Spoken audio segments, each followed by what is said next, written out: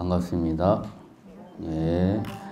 오늘은 제가 지난주에 제가 오랜만에 그 휴가를 3일간 갔다 와가지고 거의 한 10년 만인가 속가에 가서 속가 모친을 만나고 왔습니다.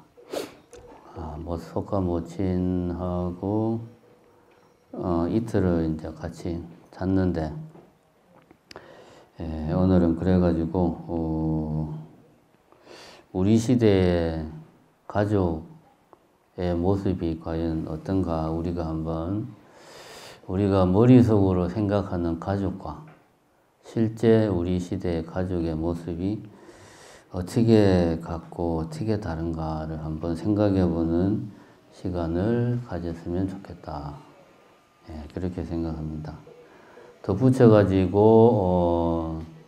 경전에서 나오는 부처님께서는 경전에서 가족에 대해서, 가족의 의미라든가 가족 간의 관계라든가 이런 것에 대해서 어떻게 이야기했는가 까지 하려면 시간이 너무 걸리기 때문에 그거는 다음에 초사흘날 제가 경전에 나오는 가족 관련된 이야기들은 초사흘날 하고요. 오늘은 우리 시대의 가족이 어떤 모습인가 하는 것에 대해서 한번 이야기를 해볼까 합니다.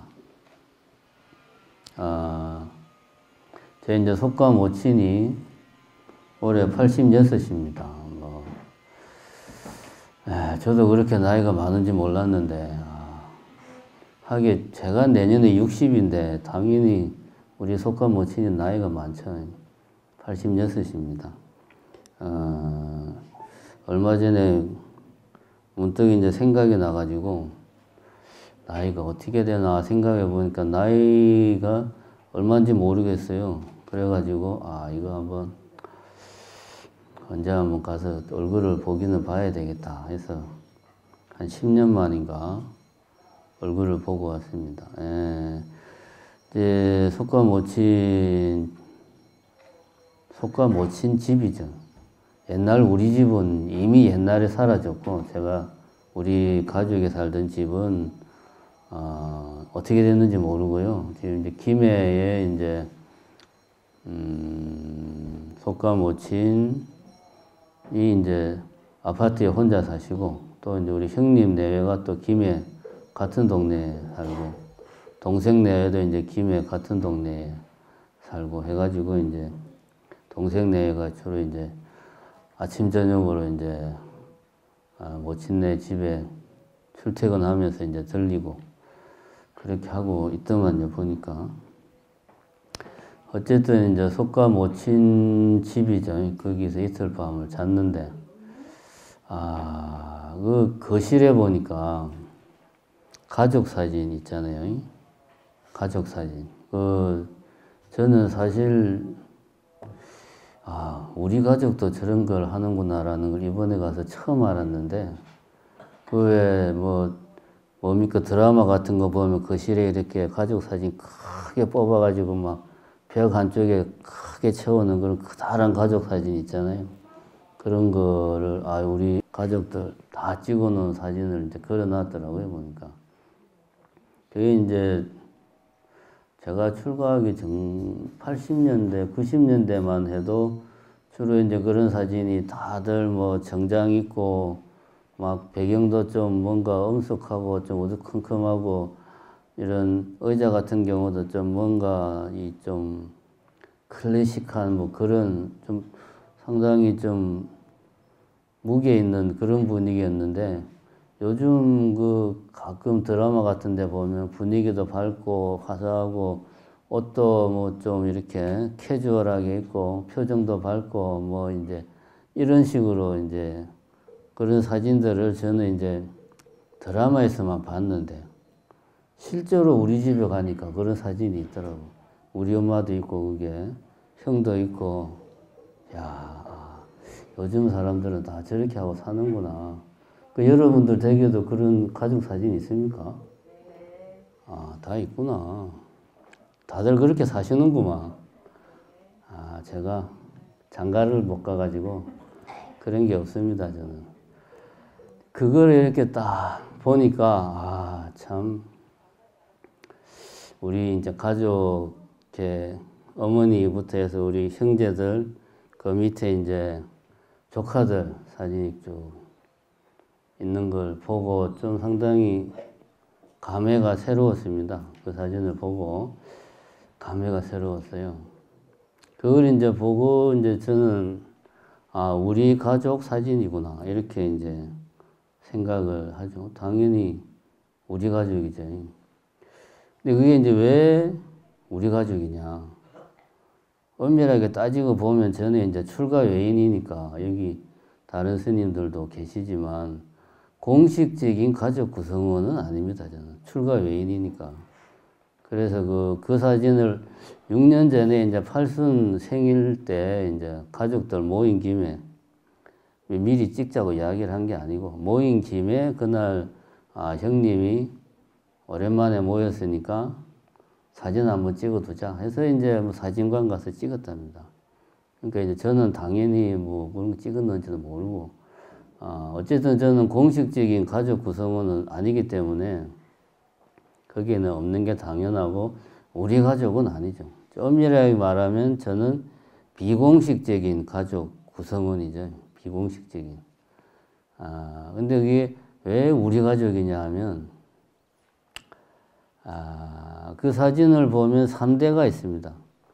그러니까 이제 우리라고 말은 내 기준으로 보면은 우리 이제 형제들, 누님, 형, 동생 있고 그 위로 부모가 되는 이제 그 우리 노친네가 사진 속에 있고 우리 밑으로 자식들, 형님의 자식들, 누님의 자식들, 동생의 이제 애들 이렇게 해도 자식들 해서 3대가 있어요. 한 가족의 구성이 이제 이렇게 딱 있습니다. 우리가 상식적으로 가족이다 생각할 때는 최소한 2대는 있어야 가족이라고 말합니다. 부부가 둘이 달랑 있는데 가족이라는 표현은 안 쓰죠. 그냥 부부라고 말하지. 그게 이제 애가 생기면 그때부터 우리 가족은 이라는 표현을 쓰죠. 최소한 가족이 되려면 2대는 있어야 되고 그리고 기본적으로 위아래로 위로는 부모, 아래로는 자식 3대가 구성이 되어 있으면 가족으로서의 어떤 요건을 갖춘다 이렇게 볼 수가 있습니다. 그래서 이 3대가 있는 사진은 그 중에 이제 가운데 내 기준으로 보면 우리 형제들 기준으로 부모와 자식 이렇게 3대가 있으니까 우리 가족이 되는 거죠. 그렇게 해서 우리 가족 사진을 제가 처음 봤습니다. 진짜 상당히 좀 비현실적인 느낌도 많이 들고 맨날 텔레비에서만 보던 걸 실제로 그것도 남도 아니고 야 우리 가족들 사진을 실제로 보니까 더더욱 또 비현실적이고 하여튼 그랬습니다. 그 사진을 가만히 보고 있으면 이 가족들의 구성이 그게 3대에 걸쳐서 있는데 아마 여러분들도 비슷할 것 같지만 이 가족들이 그러면 원래적 의미에서 가족할 때 가짜가 집가짜 아닙니까? 그죠? 다 알죠? 집가짜. 흉가, 폐가 할 때 가짜. 한 집에 같이 사는 사람인데 가족은 원래적 의미에서는 근데 이제 우리 가족들의 구성원들을 보면 가구 수가 제가 세봤습니다. 몇 가구냐? 7가구가 구석에 있어요. 7가구. 사람 숫자는 12명인가 되는데 가구 수가 7가구예요. 먼저 우리 속가 모친이 이제 혼자 아파트에 사시고 누님 내외, 형님 내외, 동생 내외, 그 다음에 애들 각각 애들 각각이 또 따로따로 다 살고 물론 그 중에 이제 결혼한 애들도 있고 안 한 애들도 있는데 따져보니까 7가구가 살아요. 7가구. 한 가족인데 가구 수로는 7가구예요. 우리가 상식적으로 그냥 머릿속으로 생각할 때 우리 가족은 말이야 이렇게 표현할 때는 같이 사는 그런 느낌을 마음속에 가지는데 실제로는 지금 우리 현대사회는 안 그렇다는 거지. 실제로는. 이 가구수라는 말을 자세히 보면 일종의 식구 개념입니다. 식구. 식구라고 하는 것은 뭐냐? 한솥밥을 먹는 사람들을 식구라고 그래요. 한솥밥을 먹으려면 따로 살면서 한솥밥을 매일 세끼 먹을 수가 없잖아요. 그럼 같은 집에 한 지붕 아래 먹고 자고 하는 사람들이 식구예요. 한 지붕 아래 자면서 그다음에 한솥밥을 퍼먹어서 한 상에서 같이 밥을 먹는 사람들이 식구입니다. 우리 여기 뭡니까? 우리 정신사에 지금 이 상주하고 계시는 스님들은 저를 포함해서 식구입니다. 왜냐? 한 건물에 정묵당이라는 한 건물 한 지붕 아래에서 다 자요. 그리고 우리는 하루 세끼 밥도 한 상에서 같이 먹습니다. 그것도 뭐 시차를 두고 먹는 거 아닙니다. 애들은 바쁘다고 뭐 먼저 가고 뭡니까 설거지 다 한 뒤에 뭐 부모는 나중에 먹고 우리는 그런 거 아니에요. 바로 공양을 하기 때문에 숟가락도 동시에 들고 일어날 때도 동시에 일어나요. 누가 한 명이 늦게 먹으면 다른 사람들은 다 먹을 때까지 그냥 기다리고 있어요. 그러니까 우리는 어떻게 보면은 요즘 말로 하면은 오리지널 식구죠. 근데 우리는 가족은 아니죠. 우리 정신사 스님들은 가족은 아닙니다. 식구는 맞지만 가족이 되려면은 이게 핏줄로 맺어진 인연이 되어야 가족이라고 말을 할 수가 있죠. 우리처럼 한 핏줄은 아니지만 한솥밥을 먹고 한 지붕 아래 산다고 해서 가족은 아니죠. 가족이다. 우리가 상식적으로 이야기할 때는 혈연이면서 동시에 식구인 경우를 우리는 가족이라고 생각을 하고 있어요. 그게 우리들의 상식입니다. 또 우리는 당연히 그렇게 생각을 하고 지금도 그렇게 살고 있어요. 우리는 같은 가족이다. 그런데 지금 잠시 내 아들이 직장이 서울이 돼가지고 서울에서 살고 있어. 따로 살지만 우리는 가족이야. 왜? 한때 우리는 같이 살았으니까. 그래서 지금은 같이 안 살아도 내 마음속에서는 가족이야 라는 게 우리나라 사람들의 공통된 인식입니다. 우리들 마음속에는 가구 수는 뭐 7가구일지라도 우리는 한 가족이다 라는 마인드를 우리나라 사람들은 가지고 있습니다. 그런데 우리 현실을 가만히 보면 제가 이제 오늘 아침에 인터넷을 들어가서 한번 조사를 해봤습니다. 우리나라의 가구수 분포가 어떻게 되는가 보면 1인 가구수가 전체의 39.5%니까 40%예요. 우리나라 사람 10명 중에 4명은 혼자 살아요. 이거는 통계가 이야기를 하는 겁니다. 어쩌면 실제보다 더 많을 수도 있어요. 뭐 이렇게 학생들이나 뭐 이런 잠깐 뭐 외지 나와 사는 사람 다 포함하면 이거보다 더 많을 거예요. 이거는 말 그대로 전입신고 다 하고 실제로 사는 경우 10명 중에 4명은 혼자 살아요. 우리나라. 그럼 이 양반들이 다 그 1인 가구라고 해서 각각이 다 자기 혼자가 1인 가족이냐? 그건 아니죠. 누군가의 아들이고 딸이고 누군가의 형이고 동생이고 누군가의 부모일 겁니다.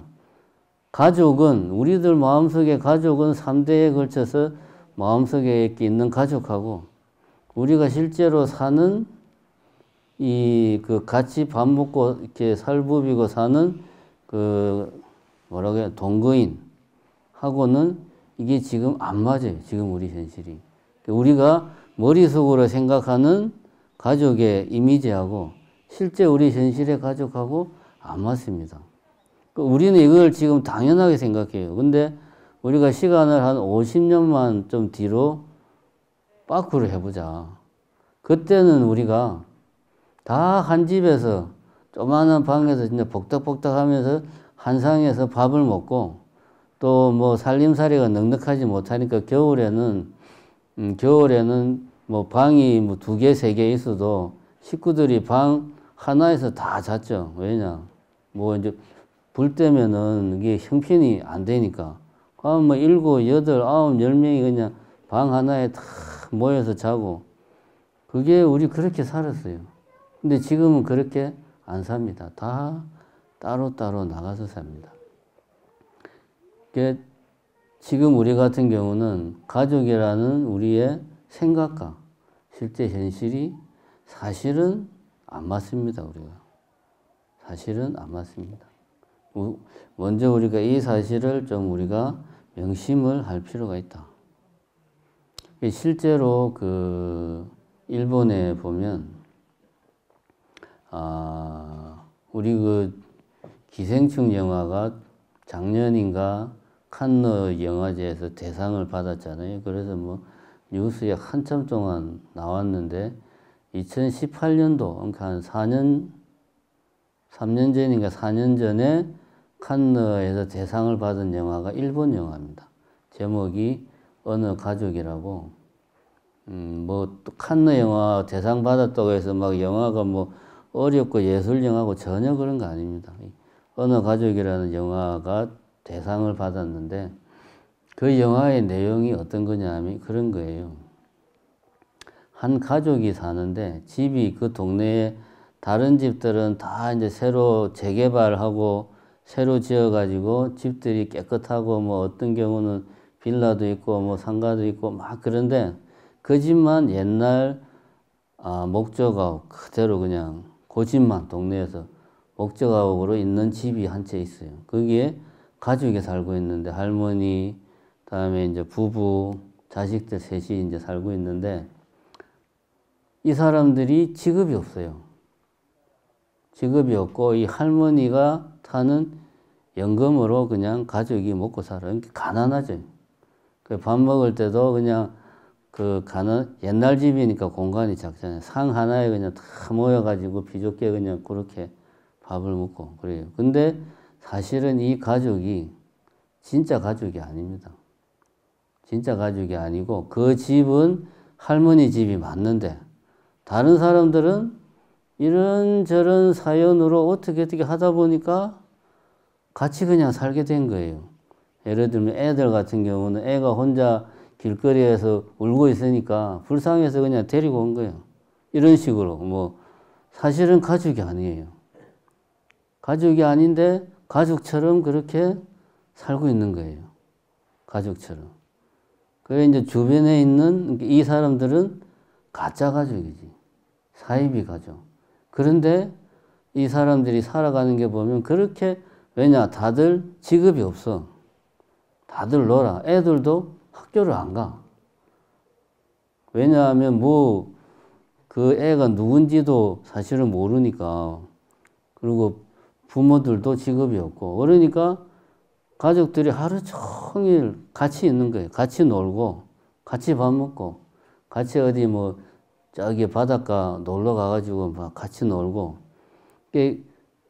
어떻게 보면 진짜 가족보다 더 가족 간에 우애가 깊고 화목하고 그래요.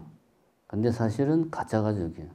근데 주변에 있는 진짜 그 가족이라고 할 수 있는 이제 다른 동네 사람들은 저 사람들 이제 사실은 불법 증거해서 살고 있는 노숙자들이다. 법적으로 따지면 그렇죠. 아니 남의 집에 그냥 들어와서 살고 있으니까 다 쫓아내야 된다. 왜냐면 그래야 이제 그 건물 뜯고 그게 이제 개발을 해야 그 주변 땅값도 올라가고 자기들 집값도 올라가고 그러니까 그래서 그 사람들이 다 쫓겨나요. 이 영화가 이야기하는 바가 뭐냐 하면 다른 게 아닙니다.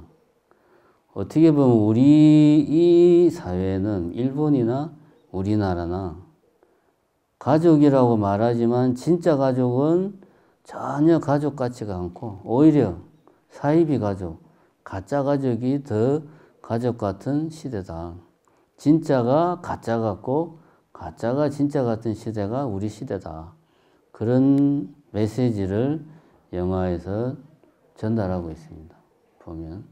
지금 우리가 여기 우리 나오시는 분들도 그렇고 여러 이제 신도분들이 절에 나와서 이제 기도를 할 때 가족을 위해서 기도를 합니다. 열심히 절에 나와서 불공도 드리고.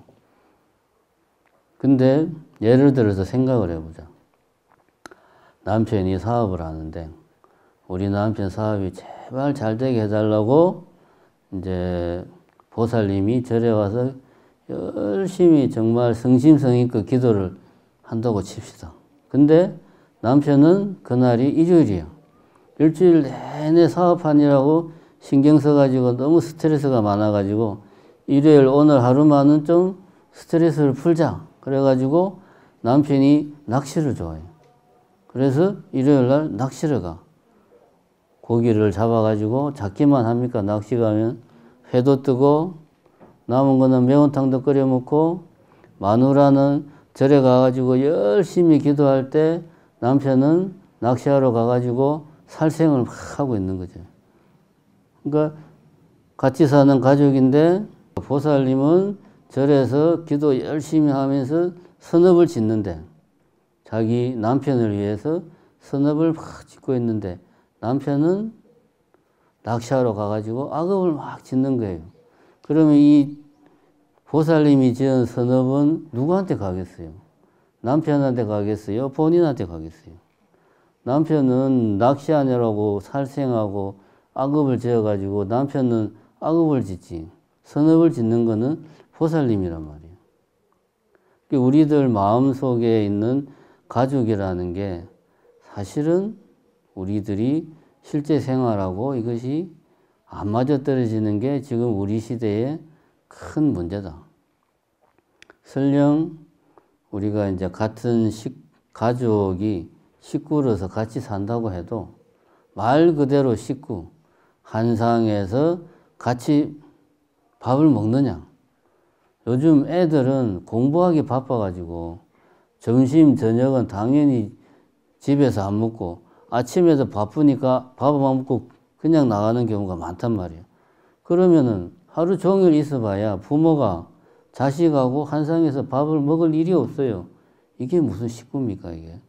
말 그대로 식구라고 하면 한 상에서 오손도손 둘러앉아서 밥을 같이 먹는 게 식구지. 우리 정심서 스님들 같이 하루 세 끼를 그냥 맨날 같이 얼굴 쳐다보고 동시에 숟가락 들고 동시에 숟가락 놓고 이게 식구죠. 말이 식구인데 사실은 식구가 아니에요. 그래서 그런 영화가 나온 겁니다. 진짜는 가짜 같고 가짜는 진짜 같은 세상이다. 지금 우리 세상이. 우리가 진짜라고 생각하는 것에 현혹되어서는 안 된다 이거지. 또 우리가 저거는 가짜야 라고 하는 것이 사실은 진짜가 잃어가고 있는 것을 그 안에 담고 있을 수도 있습니다. 이게 우리 시대의 현실이다. 여기서 우리가 한 가지 고민해 볼 문제가 있다. 부처님은 가족에 대해서 어떤 태도를 취했는가? 부처님은 당연히 출가를 했죠. 이거를 우리가 부처님 입장에서는 정말 해탈을 위해서, 열반을 위해서, 중생을 구제하기 위해서 가족을 떠났단 말입니다. 출가.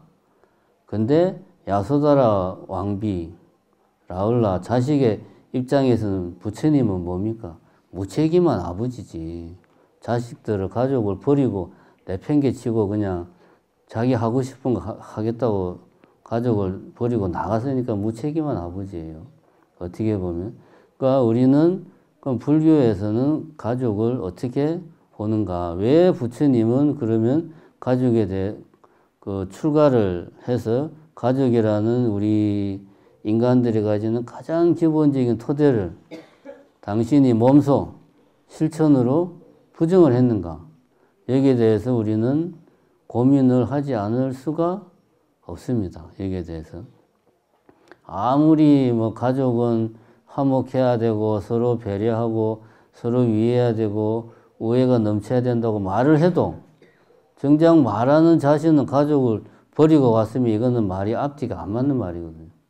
진짜 그렇다면 가족을 버리고 출가를 하면 안 되죠. 그죠? 당연히 그렇습니다. 이 문제를 불교에서는 해답을 줘야 됩니다. 요거는 제가 오늘은 이야기할 시간이 다 말하면 기니까 초사할 법회 때 제가 이야기를 할게요. 예고편. 대신에 이제 오늘은 그 이야기만 하겠습니다. 어쨌든 지금 우리 사회는 1인 가구가 지배적이다. 우리가 가족이라는 어떤 마음속에 가지고 있는 일종의 그 통념, 이래야만 된다라는 생각에 너무 빠지지 말자. 지금 우리 사회는 1인 가구가 지배적이다. 그러면 이 현실을 우리가 인정을 하고 혼자 사는 사람, 10명 중에 4명이 혼자 산다고 하니까 혼자 사는 사람은 어떤 마음가짐으로 살아야 되는가 하는 문제만 잠깐 이야기하고 끝내도록 하겠습니다. 부처님 당시에 이제 어떤 수행자가 우리 이제 부처님의 제자들은 항상 대중처소에서 모여서 수행을 부처님 당시에도 했고 지금도 그렇게 수행을 하고 있습니다. 근데 이제 어떤 수행자가 대중처소에서 같이 수행하지 않고 혼자서 나는 홀로 수행을 하겠다. 혼자 탁발하고 혼자 수행하고 혼자 처소 만들어서 생활하고 이렇게 이제 어떤 수행자가 하니까 다른 수행자들이 부처님한테 찾아가서 이런 거지 이제 저 수행자는 혼자서만 수행을 합니다. 물론 이제 그 이면에는 부처님 좀 불러서 혼내주십시오. 뭐 이런 이야기를 하고 싶었겠죠. 왜 이제 부처님이 불렀어요. 그 수행자를 불러가지고 그 수행자가 뭐 이런저런 뭐 자기가 왜 그렇게 하는가 이야기를 듣고 나서 부처님이 하신 대답이 있습니다. 어떻게 이야기를 했냐면 홀로 수행하는 것 자체를 부정하지는 않으셨어요. 어차피 수행은 혼자 하는 거니까. 그러면 홀로 사는 것을 어떻게 완성할 것인가 하는 것에 대해서 부처님이 그 수행자에게 말씀을 해 주셨습니다. 지금 우리 사회가 40%가 혼자 산단 말이에요. 이런저런 이유로. 그러면 이 혼자 사는 것 자체를 우리가 어떻게 해야 우리가 부처님 말씀 맞다나 완성할 수 있는가? 제대로 살 수 있는가? 우리가 지금에 와가지고 혼자 살면 안 돼 가지고 집 나간 식구들, 가족들 다 불러서 같이 살 수는 없잖아요. 그렇게 할 수는 없습니다. 뭐 그런다고 들어올 가족들도 아니고 이미 세상은 다 나가서 혼자 살고 있어요. 그래서 부처님이 이렇게 이야기를 합니다. 과거를 버리고 미래를 바라지 않으며 현재는 자신의 소유에 대한 욕망과 탐해를 모두 버려라. 이런 마음가짐으로 살면 혼자 살아가는 삶을 완성할 수 있다. 다시 한 번 더 말씀드리면 과거를 버리고 미래를 바라지 않으며 현재는 자신의 소유에 대한 욕망과 탐해를 모두 버리는 것이 혼자 사는 삶을 완성하는 것이다. 이렇게 부처님이 말씀을 하시고 개송으로 이제 마무리를 했었는데 개송이 이제 이렇습니다. 모든 사물에 물들지 않고 모든 것을 버리고 가래를 부수어 해탈하니 나는 그를 홀로 사느니라 부르네. 라고 부처님이 개송으로 당신의 말씀을 마무리하셨습니다. 이 내용을 요약하면 그거죠. 소유하지 말고 집착하지 말고 어떤 이렇게 소유하지 말고 집착하지 마라. 네가 혼자 살겠다고 하면 소유하지 말고 집착하지 마라. 그래야지만이 혼자 사는 삶을 완성할 수 있다. 그런 이야기입니다.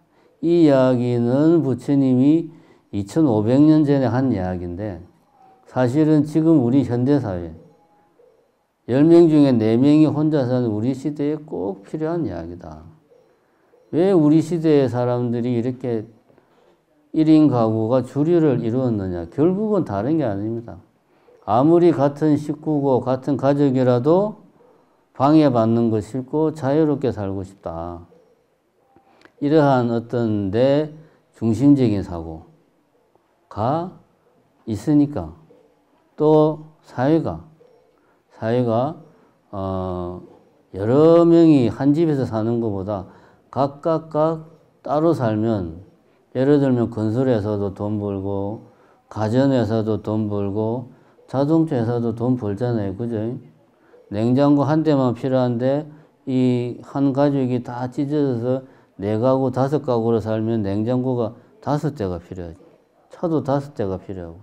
그러면은 건설회사는 집 많이 더 팔 수 있고, 가전회사는 냉장고, 테레비, 세탁기 이런 거 더 많이 팔 수 있고, 자동차 회사는 차를 더 많이 파니까 좋지. 그러니까 서로 각자가 개인의 이익, 개인의 욕망에 충실하다 보니까 우리도 모르게 어느 순간 정신 차려보니까 다들 나홀로 가구가 되어 있는 거예요. 무슨 예능 프로그램 제목처럼 나홀로 살고 있는 거예요, 다들. 혼자 사는 사람의 제일 큰 그 문제가 뭡니까?